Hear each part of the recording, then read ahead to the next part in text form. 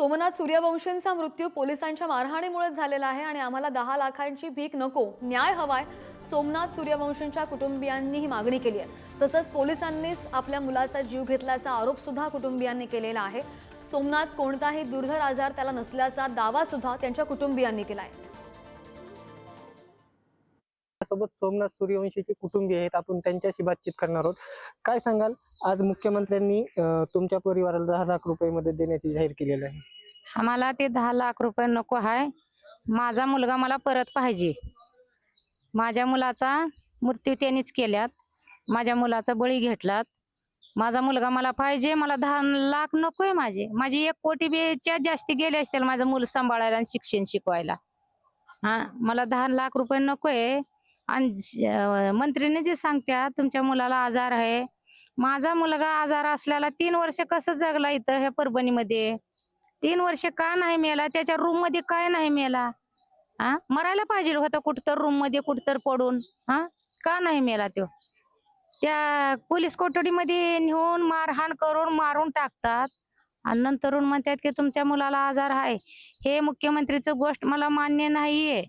आता मुख्यमंत्रीचा जो निर्णय ऐकून आम्हाला एकदम धक्काच बसलेला आहे.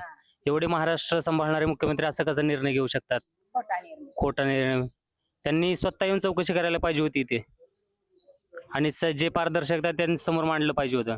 असे विनाकारण गोरगरिबांचे जे मुलं असतात ना, त्यांच्यासोबत असे निर्णय घेऊ नये विनाकारण कसलेही. सर्व जे हे प्रकरण जे आहे, हे फडणवीस साहेब जे आहेत, ते मंत्री वगैरे सगळं दाबण्याचा प्रयत्न करतात. हे राजकारणी लोक जे आहेत ना, म्हणजे फडणवीस म्हणा, असं कोणीतरी म्हणा, ते चुकीचं बोलतात. पण हे जे आहे, सत्य काय आहे ते समोर आलं पाहिजे.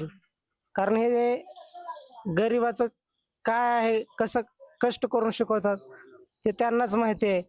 एकंदरीतच पाहिलं तर हे होते सोमनाथ सूर्यवंशी यांचे कुटुंब. आम्हाला 10 लाख रुपयाची भीक नको, आम्हाला न्याय द्या आणि आमच्या मुलाला कुठलाही आजार नसल्याचे त्यांनी स्पष्ट केले आहे. अक्षय मुंढे, पुढारी न्यूज, परभणी.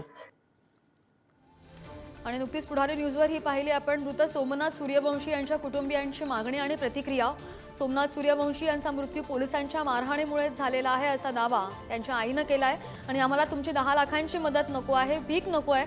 सोमनाथ सूर्यवंशींच्या कुटुंबियांनी ही मागणी केली आहे. पोलिसांनीच आपल्या मुलाचा जीव घेतल्याचा आरोप त्यांचे कुटुंब करतायत. सोमनाथ कोणताही दुर्धर आजाराने ग्रस्त नव्हता असा दावा सुद्धा त्यांच्या कुटुंबियांनी केल्याचं आपण नुकतंच ऐकलं.